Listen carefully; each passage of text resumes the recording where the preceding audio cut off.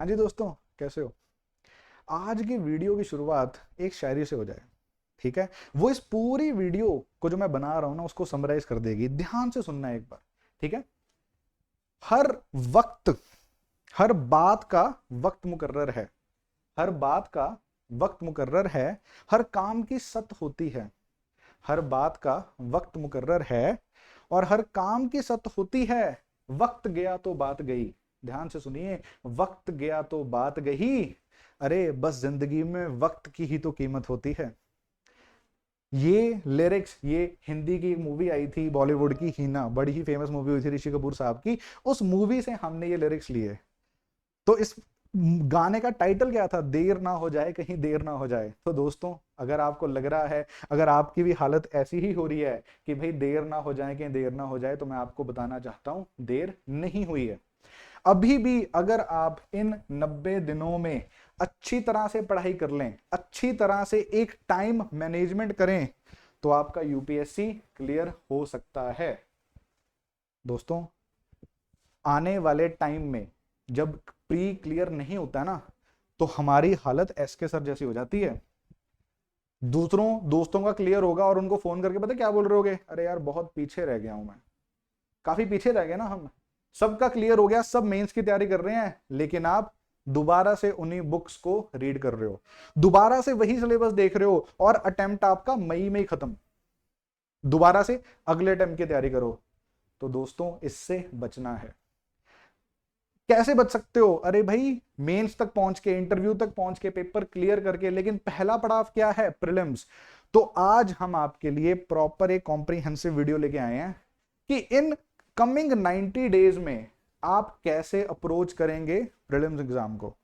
तो दोस्तों, ध्यान से स्टे ट्यून्ड रहिए, पूरी वीडियो देखिए।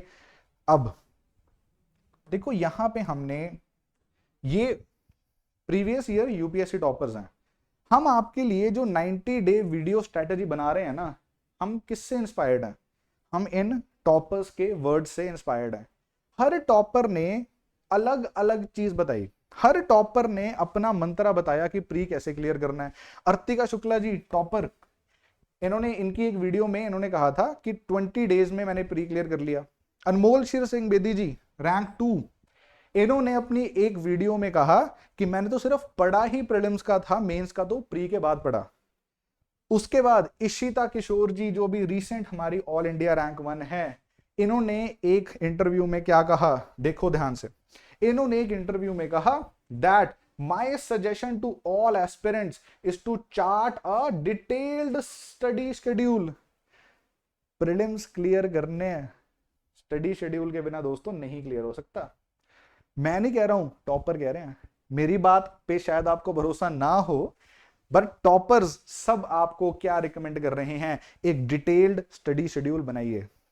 हम आपकी उसी में ही मदद करने लगे हैं।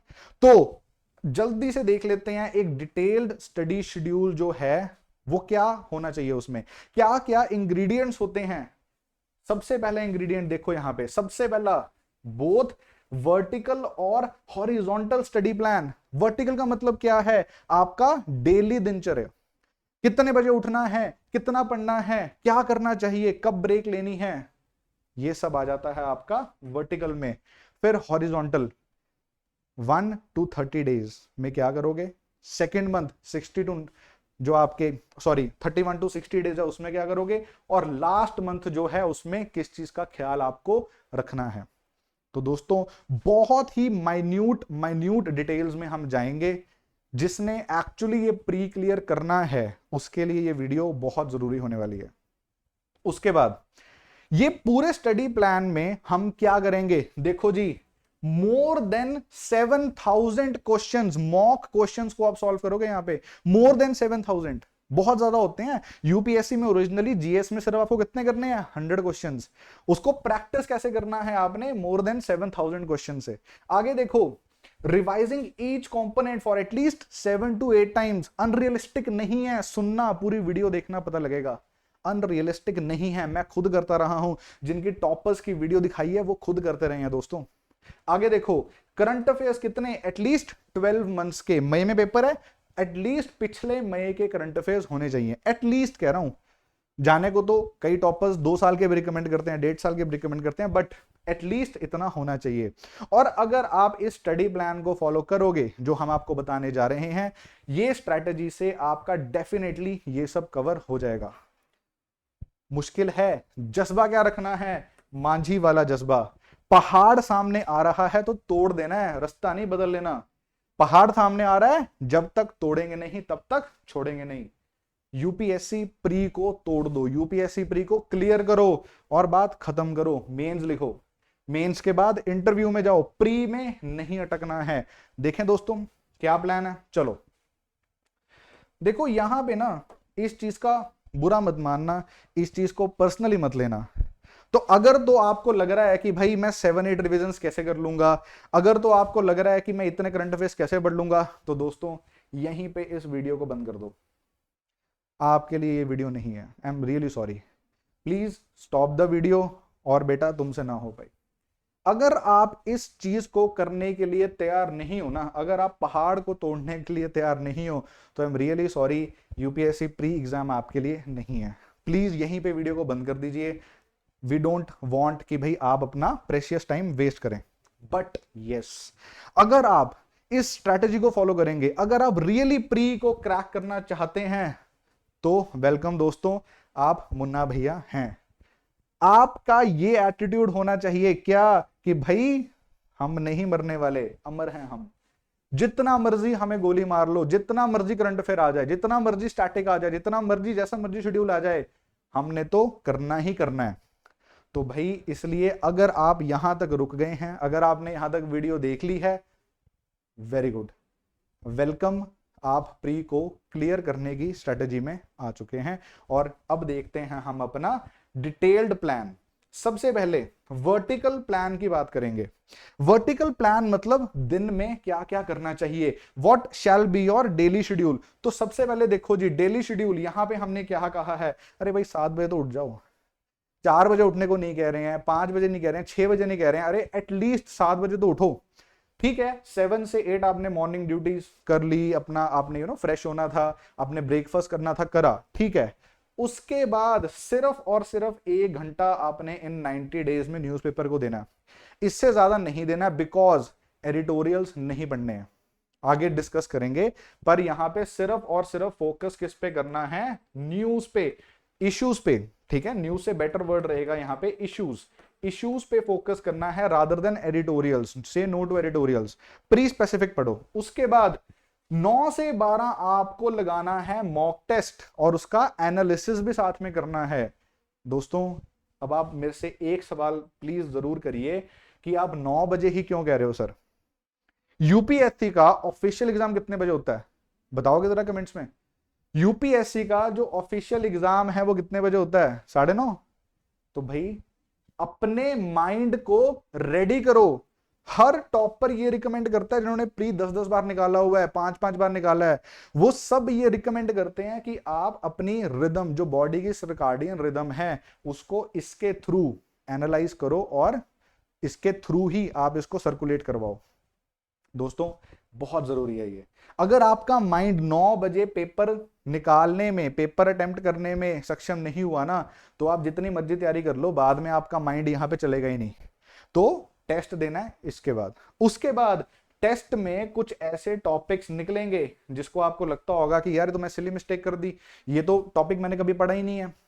तो उसके बाद 12 से 1 आप एक टाइम लो दोस्तों, जहां पे उन टॉपिक्स की लिस्ट बना के उनको रिवाइज करोगे। ठीक है जी।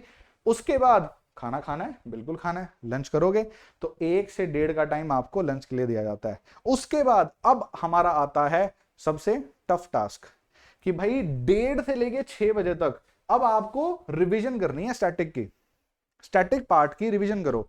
कोई भी ले लो, अब इसमें हम ये नहीं बता सकते, देखो किसी का पॉलिटी अच्छा है, किसी का ज्योग्राफी अच्छा है, किसी का मॉडर्न हिस्ट्री अच्छा है, तो अपने हिसाब से ऑलवेज स्ट्रेंथ फर्स्ट। ठीक है, स्ट्रेंथ मतलब जो टॉपिक्स आपको क्लियर हैं, जो टॉपिक्स आपको पसंद हैं, हमेशा पहले वो। उसके बाद किसकी बात कर रहे हैं, ठीक है भाई चाय वाय पियो, 6 से 6:30 चाय वाय पियेंगे। उसके बाद दोबारा से शिफ्ट लगाएंगे 6:30 से 9 बजे, यहां पे भी दूसरा स्टैटिक।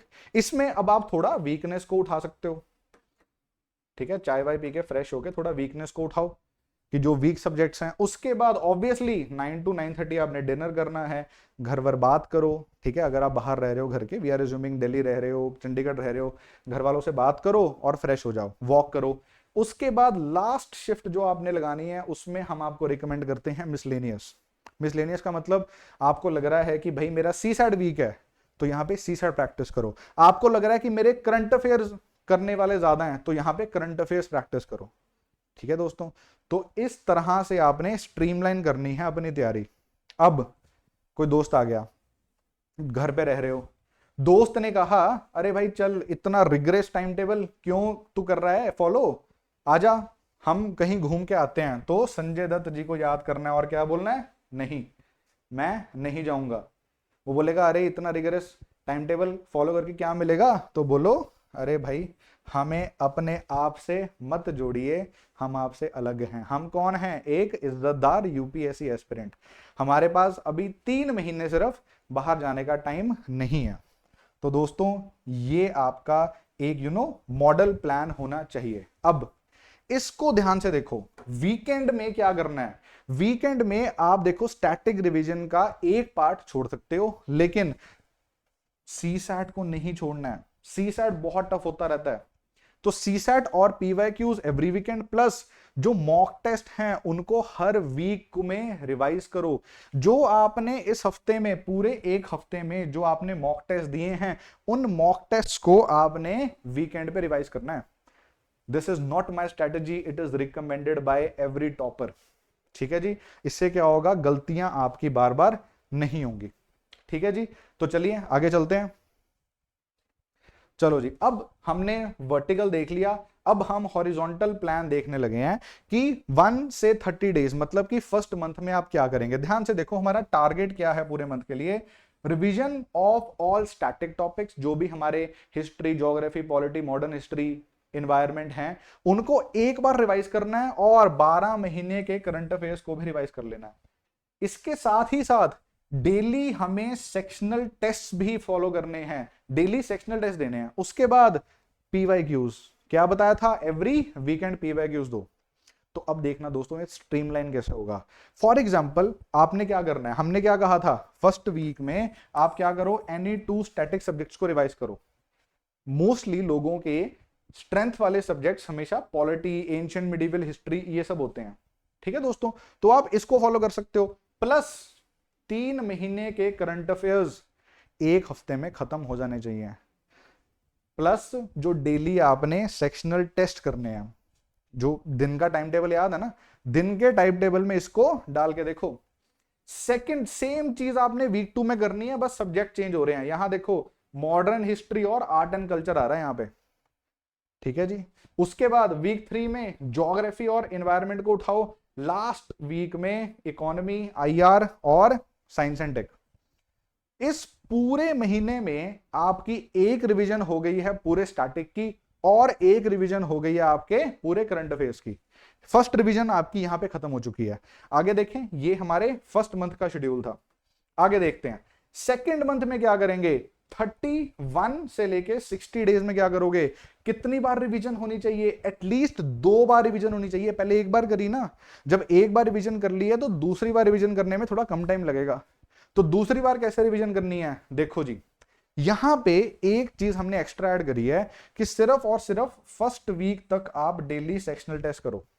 क्यों, क्या रीजन है इसका, देखो जी, हर टॉपर रिकमेंड करता है कि आपने एफएलटीज पेपर में बैठने से पहले एटलीस्ट 40 to 50 तो सॉल्व करने ही करने हैं।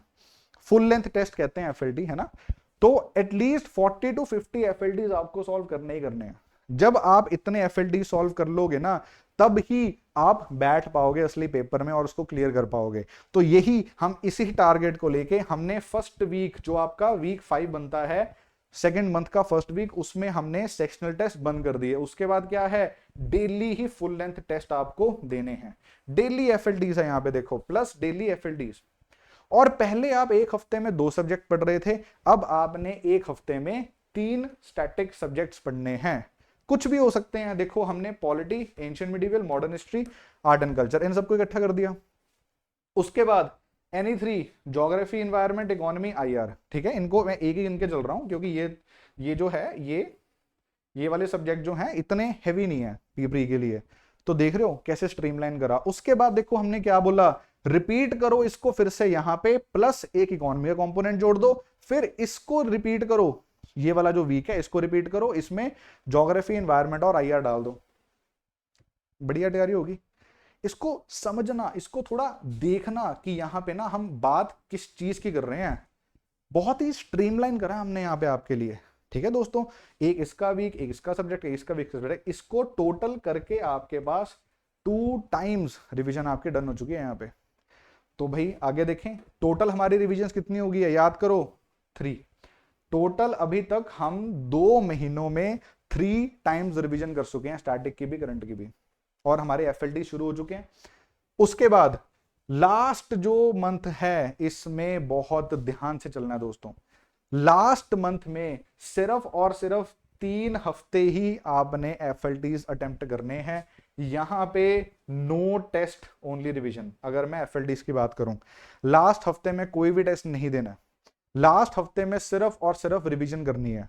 अगर देने हैं कोई भी टेस्ट तो इससे पहले ये टाइमलाइन है, इसमें आप जी भर के टेस्ट दीजिए। उसके बाद हम बात करते हैं any 3 static subjects mostly repeat with 5 and 6 by mix match। अब यहां पे जो any 3 static लिखा है ना, ये एक कंपोनेंट के लिए है। टोटल हमारे अगर 6 सब्जेक्ट हैं तो पहले उसको हाफ वीक में 3 उठाओ, फिर अगले में 3 उठाओ। जब हम ये कर लेंगे ना तो रिपीट वीक 5 और 6 हो जाएगा बाय मिक्स मैच, मतलब 3 उधर के उठा लो, 3 उधर के उठा लो, ये ऐसे बात हो रही है। Ancient, medieval, art and culture और पॉलिटी पहले उठा ली, फिर उसके बाद 3 सब्जेक्ट्स और जो हैं वो अलग तरीके से उठा लिए। समझ रहे हो कि मिक्स मैच आपको खुद करना पड़ेगा। आगे देखें, फिर वो कह रहे हैं एनी 3 स्टैटिक सब्जेक्ट्स की हमने बात करी है। देखो रिपीट करना है वीक 5 और 6, मतलब कि यहां पे हमारी 4th रिवीजन हो गई, यहां हमारी 5th रिवीजन हो गई, यहां पे फिर से हम इसको कह रहे हैं 6th, और लास्ट में हमारी एटलीस्ट हमने कहा है 2 टाइम्स, तो +1 कितना हो गया, 8 रिवीजन हमारी यहां पे खत्म हो चुकी है। 8 टाइम्स आप सिलेबस को रिवाइज कर लोगे। आगे करंट अफेयर्स की बात देख लो। करंट अफेयर्स 12 महीने के 1 हफ्ते में रिवाइज करने हैं आपने, ठीक है जी, 12 महीने के 1 हफ्ते में रिवाइज करने हैं। उसके बाद फिर से और यहाँ पे 2 बार रिवाइज करने हैं। यहाँ तो आपको टेस्ट भी नहीं देना दिन में, तभी तो हमने बोला कि आप 2 बार कर सकते हो। यहाँ तो आपको टेस्ट भी नहीं देना, तो उस तरीके से आप अपना प्रॉपर टाइम मैनेज कर सकते हो दोस्तों। इसको प्रॉपर पिन पॉइंट फॉलो करने को हम नहीं कह रहे हैं। This is just a template that you can fix your schedule. इस तरह से यूपीएससी टॉपर्स का शेड्यूल बनता है, जो हमने रिसर्च करके जब इसको बनाया ना, मैंने कम से कम जब इसको ड्राफ्ट करने लगा हूं 10 ऑफिसर से बात करी है। सो this is not a far fetched approach. कोई भी ये नहीं कह सकता है कि भाई आपने क्या कर दिया सर, इतना कैसे बना दिया। पर देखो तो सही आप अचीव क्या कर रहे हो। बाय फॉलोइंग दिस शेड्यूल आपकी स्टैटिक पार्ट की और करंट पार्ट की 8 टाइम्स रिवीजन हो चुकी होगी। एटलीस्ट 7700 मॉक क्वेश्चंस आप सॉल्व कर चुके होगे, 77 टेस्ट्स आप सॉल्व कर चुके होगे, और उसके बाद प्रीवियस ईयर क्वेश्चंस जो आपको एवरी वीकेंड कहा था वो आप कम से कम 1000 सॉल्व कर चुके होगे। 1 साल का भी प्रीवियस ईयर पेपर अगर आप 1 हफ्ते में सॉल्व करोगे ना तो देख लो कितने हो जाते हैं, 10 तो हो ही जाते हैं ना। 12 वीक्स है, उसमें 10 भी अगर आपने कर दिए तो एटलीस्ट 1000 क्वेश्चंस तो प्रीवियस ईयर आपने देख ही लिया। तो दोस्तों जब आपने ये पहली बार देखा होगा तो आपको भी गुड्डू भैया की तरह लग रहा होगा ना कि देखो जी शुरू तो मजबूरी में किए थे, देखने में बड़ा अजीब सा लग रहा था, लेकिन जब इसको फॉलो करोगे ना आप कहोगे अब तो मजा आ रहा है। ये तो शेड्यूल बहुत ही जबरदस्त है, आपको खुद इसके रिजल्ट्स मिलेंगे। टॉपर्स ने ही रिकमेंड करा है, मैंने अपनी रिसर्च इसमें कोई नहीं लगाई है। अब दोस्तों जैसे ये भाई साहब कह रहे हैं कि सिर्फ एक सवाल पूछना है, बाकी तो मुझे पता ही है। वैसे हमें बहुत से सवाल इन पिछले 2-3 हफ्तों में प्री की प्रेपरेशन के रिगार्डिंग काफी सवाल आए, तो वो जो प्री की प्रेपरेशन के रिगार्डिंग जो सवाल आए हैं मैंने उनको समराइज करा है थोड़ी चीजों में, तो देखते हैं उसकी समराइजेशन। सबसे पहला सवाल, can not keep up with the daily targets, what to do. अरे भाई डेली टारगेट्स नहीं संभल रहे हैं सर, क्या करें।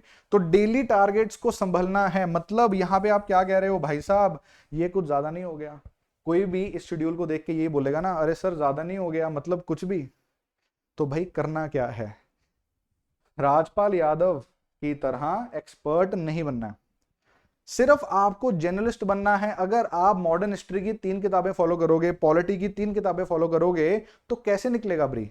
भाई करना क्या है, UPSC needs a journalist not an expert scholar, so limit your sources, always choose quality over quantity, 1 book for each static subject, 1 magazine for current affairs. ठीक है दोस्तों, इससे ज्यादा नहीं करना है। अगर ज्यादा पढ़ोगे तभी तो टाइम लगेगा। एक बुक जो आपने पहले पढ़ी हुई है, फाउंडेशन जब आपने कर लिया है, जब एक बुक पढ़ी हुई है तभी आप इसको करो, उसी को ही बार बार रिवाइज करना है आपने। ठीक है जी, चलें आगे, नेक्स्ट क्वेश्चन देख लेते हैं। नेक्स्ट क्वेश्चन में देखो, अब आपकी हालत भी क्वीन वाली कंगना रनौत कितना हो सकती है, जहां पे आपको लग रहा है कि मेरा तो लाइफ ही खराब हो गया, मेरे को तो समझ ही नहीं आ रहा कि करंट अफेयर्स पे फोकस करना है कि स्टैटिक पे फोकस करना है, इतना साल हो गया तैयारी करते को, लेकिन ये बात नहीं समझ आई। तो भाई आपको ये बात तो नहीं समझ आई क्योंकि आज तक आपने प्रीवियस ईयर क्वेश्चन शायद नहीं देखे। प्रीवियस ईयर क्वेश्चन में डायरेक्टली आप अगर देखोगे ना, majority questions are always from the static part, always. और जो आपको हर कोचिंग इंस्टीट्यूट हम भी बुक्स रिकमेंड करते हैं, उन्हीं में से पेपर आ रहा है। तो दोस्तों अगर आपको मेजॉरिटी पार्ट स्टैटिक से आ रहा, तो मेजॉरिटी टाइम भी स्टैटिक को दोगे। आइडियली क्या करोगे, 70-30 का रेशो कर लो, 70 is for static, 30 is for your current, ऐसे कर सकते हो। उसके बाद रीड, रिवाइज, एग्जीक्यूट। अरे भाई रीड करो, उसको रिवाइज करो और पेपर पे एग्जीक्यूट करो, मतलब टेस्ट दो, यही तो प्लान है। और लास्ट में only focus on issues and not editorials, ये मैं पहले भी बता चुका हूं। कोई भी नया current affair magazine last month में मत उठाना, कोई कहे कि ये इंपॉर्टेंट है वो इंपॉर्टेंट है, अपने ऊपर भरोसा रखो, भगवान पे भरोसा रखो। भाई ऐसा कुछ नहीं है जो आप 1 महीने में कर लोगे और आ जाएगा। ठीक है दोस्तों, तो भाई इस चीज का आपने पूरा ध्यान रखना है। अगले क्वेश्चन पे चलें, चलो जी नेक्स्ट क्वेश्चन देख लो। नेक्स्ट क्वेश्चन बहुत जो हमें आ रहा है कि सर सी सैट की तैयारी कैसे करें जी, सी सैट बड़ा मुश्किल लग रहा है। तो 3 तरह के बच्चों की मेरे को क्वेरीज आई और हमने 3 स्टेज में इसको बांट दिया है।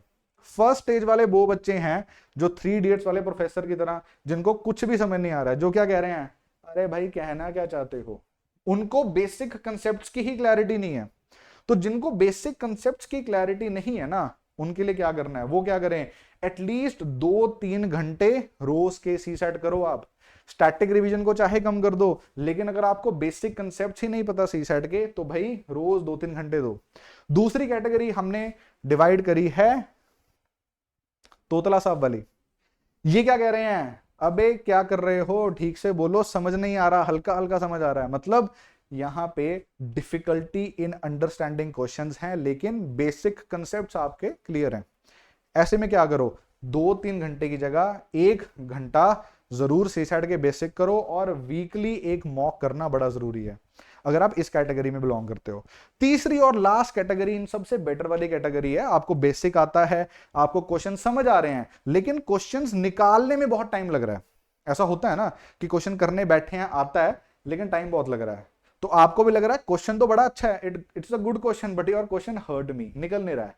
तो भाई इस चीज के लिए क्या करना है, तो भाई पीवाईक्यूज प्लस मॉक्स ऑन वीकेंड। दिन में ऐसे लोगों को दिन में रोज प्रैक्टिस करने की जरूरत नहीं है, आप ओनली वीकेंड्स पे प्रॉपर टेस्ट देके अपनी टाइम मैनेजमेंट ठीक कर सकते हो। ठीक है जी, तो आई रियली होप कि ये सी सेट वाला सवाल भी जो हब है आपका सॉल्व हो जाएगा। आगे देखें, ये क्वेश्चन हमारे पास बहुत आता है, अरे भाई सर नोट्स किस किस चीज के बनाए। तो भाई जाकिर खान साहब ने क्या बोला है, ला इधर लिख लूं कहीं यूपीएससी एग्जाम में ना आ जाए, तो कोई इंपॉर्टेंट बात होगी ना, तभी तो लिखने को बोला है कि इंपॉर्टेंट बात को ही लिखना है। तो दोस्तों ये मुझे एक टॉपर की ही स्ट्रैटेजी मैं आपको बता रहा हूं, एक टॉपर ने ही मेरे को ये स्ट्रैटेजी बताई है। उन्होंने कहा कि मैं एक नोटबुक लगाता था, वो नोटबुक में मैं ओनली कीवर्ड्स स्क्रिबल डाउन करता था। वो कीवर्ड्स कुछ भी हो सकते हैं, कोई फैक्ट हो सकता है, कोई टर्म हो सकती है, कोई आर्टिकल्स हो सकते हैं कॉन्स्टिट्यूशन के इंपॉर्टेंट, जो उन्होंने मॉक टेस्ट में पढ़े, पीवाईक्यूज में पढ़े, या करंट अफेयर मैगजीन्स में पढ़े, जो कि बिल्कुल भी उन्होंने पहले सुना ही नहीं है शब्द। ऐसा कोई कीवर्ड, ऐसा कोई टर्म जो पता है कि बहुत इंपॉर्टेंट है, कंफ्यूजिंग है, उसको नोट डाउन कर लो एक छोटे से पैड में। और भाई करना क्या है, उसको बार बार रिवाइज करना है, तभी तो न्यू और जो प्रॉपर वीवीआईपी टर्म्स है ना उसको कवर कर पाओगे। तो दोस्तों ये FAQs थोड़े हम आपके लिए लेके आए थे। तो उम्मीद करता हूं कि भैया आपको ये पूरा सही लगा होगा। लास्ट में बस एक ही चीज कहना चाहता हूं कि जो भी हमने आपका शेड्यूल बनाया आपके लिए, वो सारा का सारा शेड्यूल दोस्तों हमारी इस टेस्ट सीरीज जो निम्बस IAS की टेस्ट सीरीज है यूपीएससी की 1-on-1 मेंटरशिप प्रोग्राम, उसके साथ अलाइन करता है। टॉपर्स की रिकमेंडेड स्ट्रेटेजी है जो हमने प्रीलिम्स के टेस्ट सीरीज में भी लगाई है। क्या? पहले सेक्शनल टेस्ट देखिए, उसके बाद ये देखो सेक्शनल टेस्ट, उसके बाद लास्ट में सिर्फ और सिर्फ FLDs। So this is the strategy that you have to follow. अपना स्टडी प्लान आपको अलाइन करने की, सोचने की जरूरत ही नहीं है, आपको सारा का सारा स्टडी प्लान यहीं पे मिल जाएगा। तो दोस्तों स्टडी प्लान को प्लीज फॉलो करो। स्टडी प्लान जो है फॉलो करना मुश्किल नहीं है, जज्बा रखना है, प्री क्लियर होगा ही होगा। जस्ट अपने खुद के वक्त की कदर करना हम सीखें। 90 days everything shall be banned, everything shall be cut off, only and only tests. क्या बोला था? Read, revise, execute. Thank you दोस्तों। I am Jatin Gill from Nimbus IAS। Bye bye.